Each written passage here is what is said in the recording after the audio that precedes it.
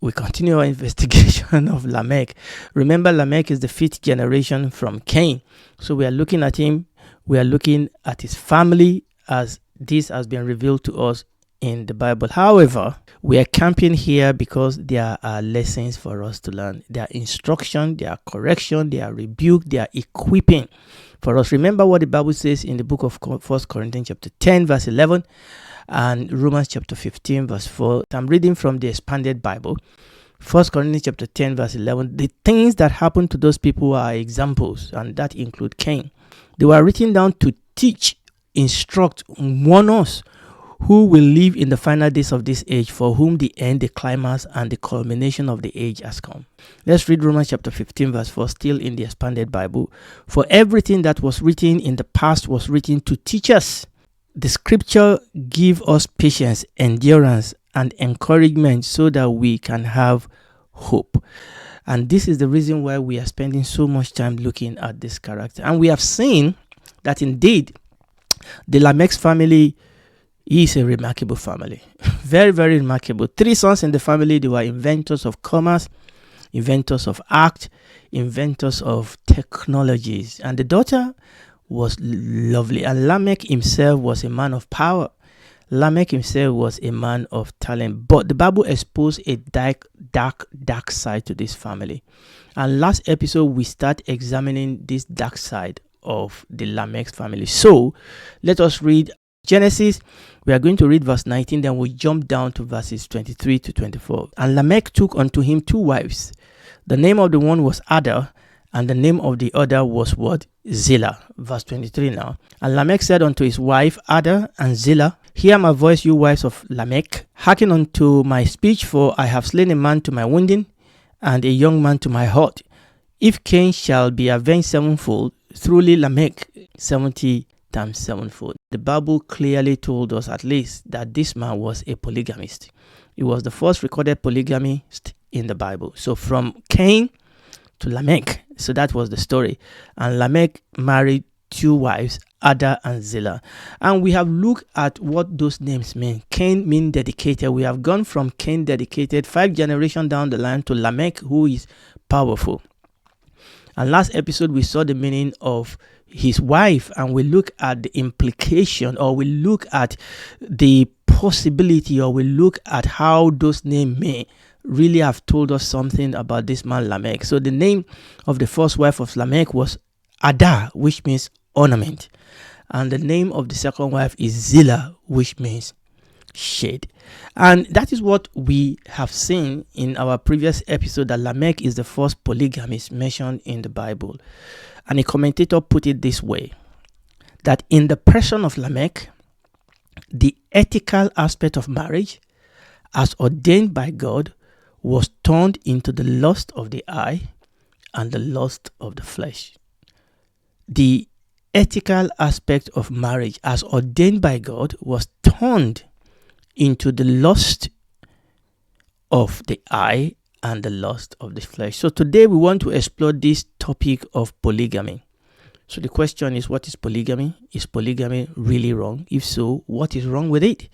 And then we are going to look at Bible characters. I mean, there are Bible characters that have more than one wife. So what about those Bible characters that have more than one wife? And some of these questions are questions that we are going to be looking into. But we need to set a ground understanding, okay, that no matter the reason why Lamech married 2 wives, okay, we are presumed, does the name of the wife tell us something about why Lamech married 2 wives? No matter the reason, fundamentally, so this is a fundamental understanding. Fundamentally, this act is another act of rebellion against the plan, against the purpose of God. This act of Lamech is fundamentally another act of rebellion against the plan and against the purpose of God, just like Adam and Eve did in the garden. It is like saying we will make our own rules, we'll be our own God. Adam ate of the tree, the fruit of the tree of the knowledge of good and evil, and his children metaphorically continue to do the same thing.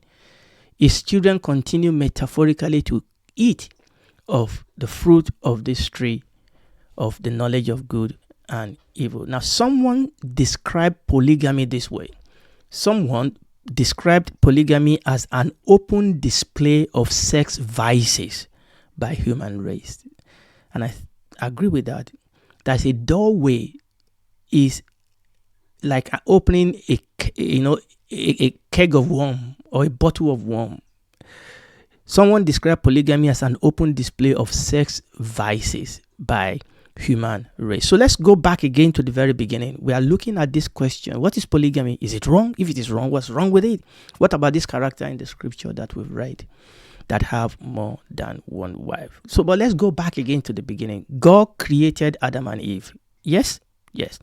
But God created only one wife for one husband and only one husband for one wife. God created only one Eve for one Adam and only one Adam for one Eve. Listen, if polygamy can be endorsed on any ground, if there are arguments that we want to bring to try and endorse polygamy on any ground, who better to have two wives than the first man himself, Adam? I mean, think about it. Who better to have had more than two wives? I mean, more than one wife than Adam? God could have taken the ribs from both sides of Adam and created two wives for him. I mean, if God took one rib from one side, he could have taken rib from the second side and created two wives, but God did only one. Adam had a great work to do, didn't he? I mean, here was this man, him alone, to till the ground, to subdue it, to do all this great work that God has given him. He could do with a big family. And two wives could have been helpful in bringing forth two families. So he has children dropping from two women. But yet God gave him only one woman. Adam needed to populate the whole world. Many women, many wives would have helped him, isn't it? But no, God gave him only one wife. God gave Adam only one wife. From the beginning, God created human to be monogamy. Let us read it again in Genesis and also the Lord Jesus commentary in Matthew. Let's read Genesis first.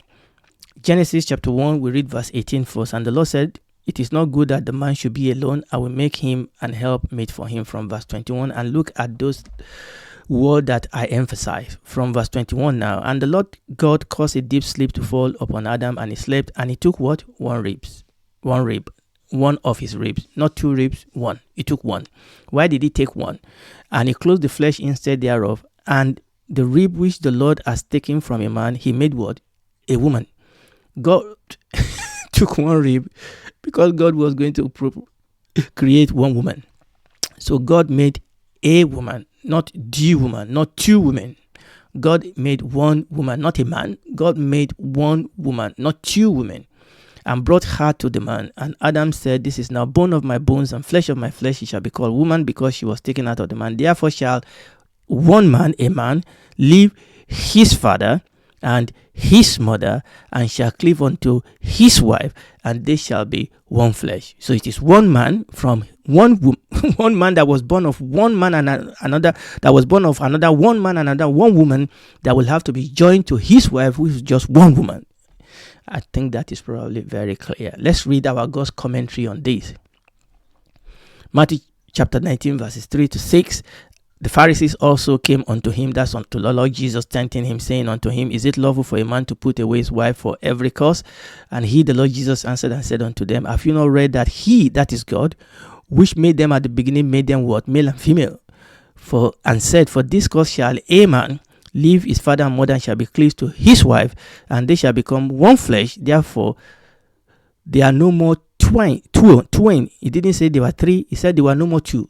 It's just the man and the woman with God, but one flesh. Wherefore, what God has joined together, let no man put asunder." I mean, the pattern here cannot be any clearer. It is one man from one father, from one mother, who is married to one wife, and they become one flesh. That is the pattern that we see here in the scripture. One thing is clear, and it cannot be clearer. God did not create a polygamist in the first man. Adam was a husband of only one wife. That is the way God created it in the beginning. That is the pattern. Polygamy came out of the four. Polygamy came out of the four. Now the question is, what is polygamy? I don't want to take it for granted that we know what polygamy is. I know you do, but let's define it anyway, okay? But before we do that, let's allow Romans chapter 7 to help us. Now, Romans chapter 7 obviously was dealing with some other issue, but there is a thought here that will help us. Here I was talking about the law and Christ and grace and this, but let's read two verses. Romans chapter 7, verses 2 and 3. For the woman which had an husband is bound by the law to her husband so long as he lived. We are trying to define polygamy here. But if the husband be dead, she is loose from the law of her husband. So then, if while her husband liveth, she married to another man, she shall be called an adulterer. But if her husband be dead, she is free from that law, so that she is no adulteress, though she be married to another man. So, if two people are married and their spouse is still alive, if you go ahead and marry somebody else, you are a polygamist. So here, this is what we are talking about. So let's put it into picture. Now, this is the way God created it in the beginning, is monogamy. Monogamy. And then in this man Lamech, we come to see polygamy. Now, polygamy is actually a general term that refers to a man or a woman with multiple spouses. That's why I read that Romans for us. So who is a polygamist? It can be a man. It can be a woman who has multiple spouses. A man with two wives or more, a woman with two husbands or more. So the word polygamy is actually a general term. There are more specific terms. Okay, so we can see there polygyny. Polygyny. That is when one man has more than one wife. So a polygyny is a man who is married to two or more women. But there is also polyandry. Polyandry. This is when more than one man share one wife. That is polyandry. Now, you don't often hear of polygyny and polyandry, and there's a reason for it. It's because polyandry in historic time was so rare. More than one, two women being married to one man, 2-3 women. It was so rare historically that polygamy has nearly often come to mean polygyny. So when we talk about polygamy, we almost often equate it to polygyny, because historically it tends to be men that marry more than one spouse rather than women marrying more than one spouse. But and this is the reason why I'm putting this on the system, that situation is changing in our days. Historically, it tends to be, when we talk about polygamy, you tend to think about a man that is married to more than one woman. But that situation is changing in our days.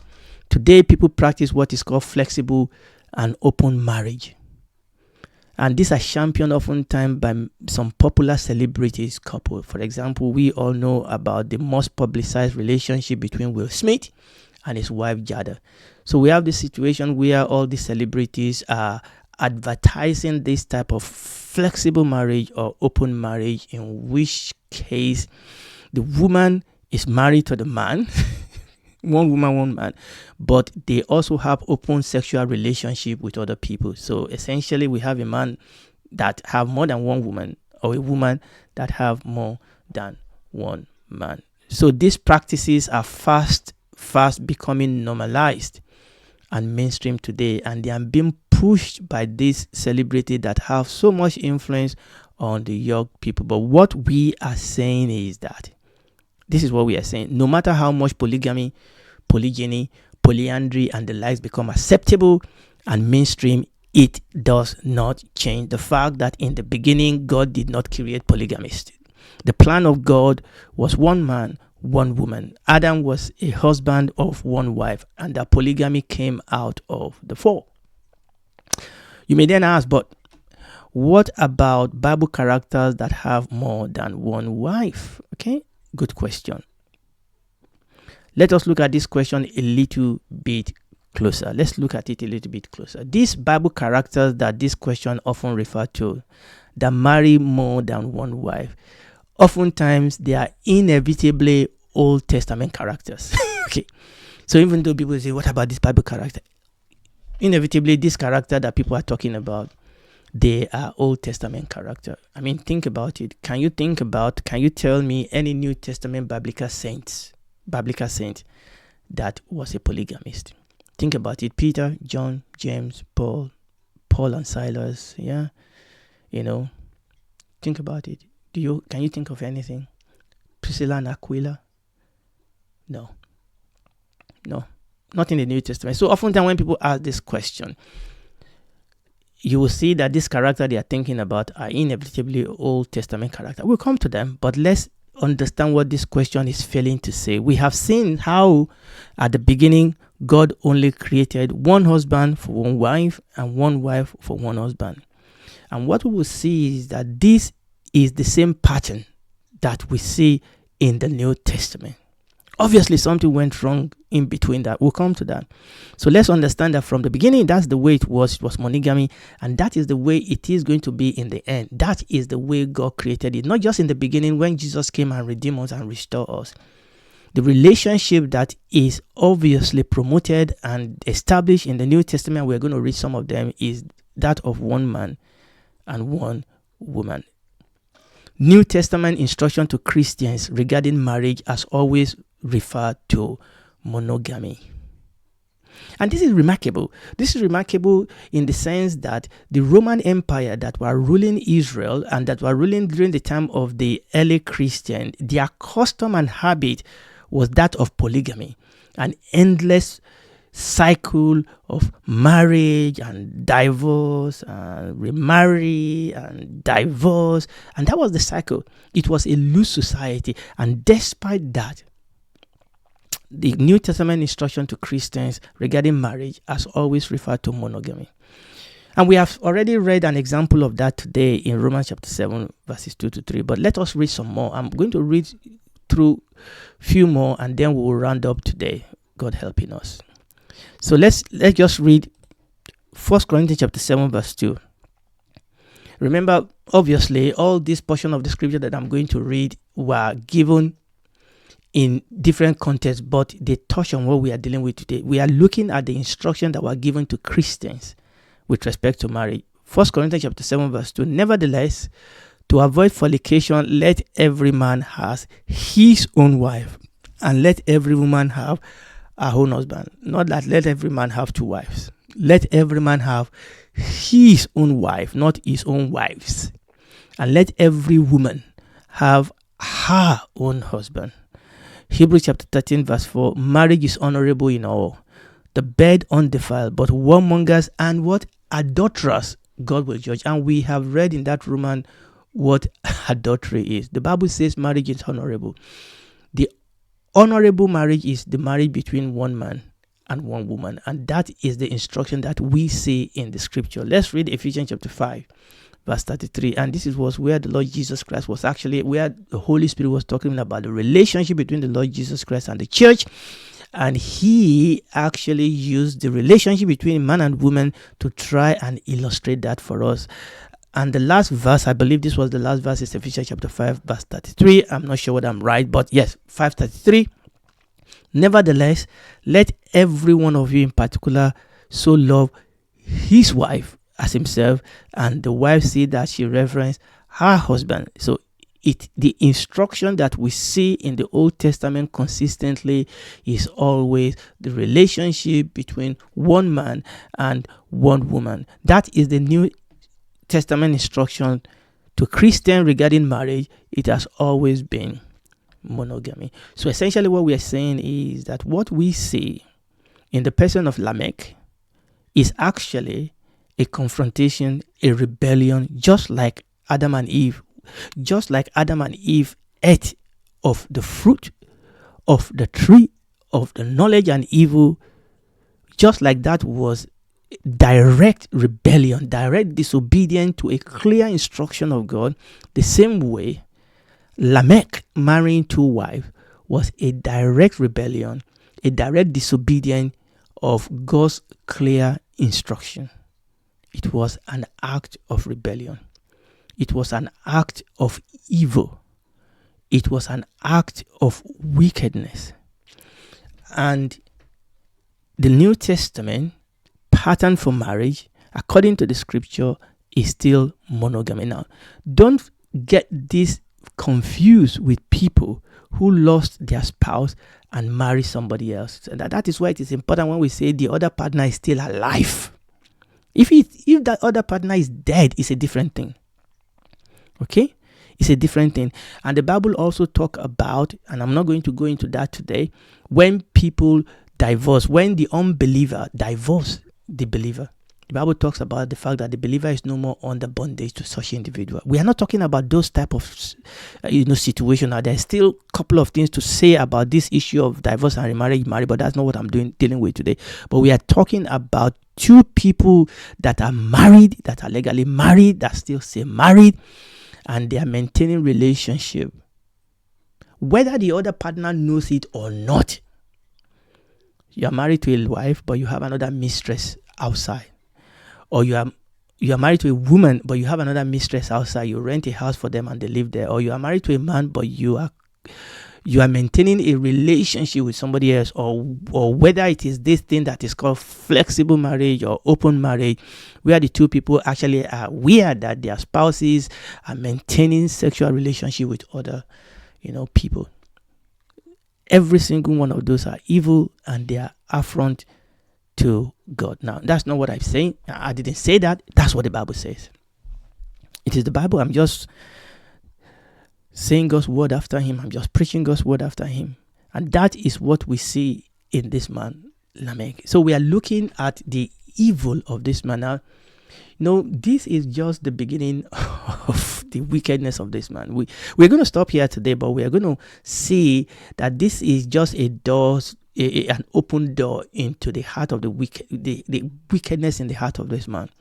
Because next time, by the grace of God, we are going to see that it didn't stop here. Remember what we said. Somebody described polygamy as an open display of sex vices by human race. And when those vices come in, they bring other things. And we are going to see that play out in the life of this man. Unfortunately, things like this don't stop with the man. It affects the children. It affects the whole family. And if you are listening to me tonight, I want you to know that there is no other name that is given among men where we can be saved. Cain rebelled, Lamech rebelled. Rebellion brings judgment. But we can repent. Like we've been talking about this in this channel. We can come and ask God and say, look, I'm a sinner. Forgive me. Forgive me because I want to please you. I want to live a life that is in obedience to you. And God will forgive you. And then He will give you the power to live a life of obedience. He will take the weak, sick, dead heart out of you, give you a new spirit. That is what we mean by being born again. Then you begin to grow in your knowledge of Him, in the grace of God. And God will walk through the rest of your life on this earth with you. And when this is all over, you and I can spend eternity with Him in the new heaven and the new earth. Do it right now.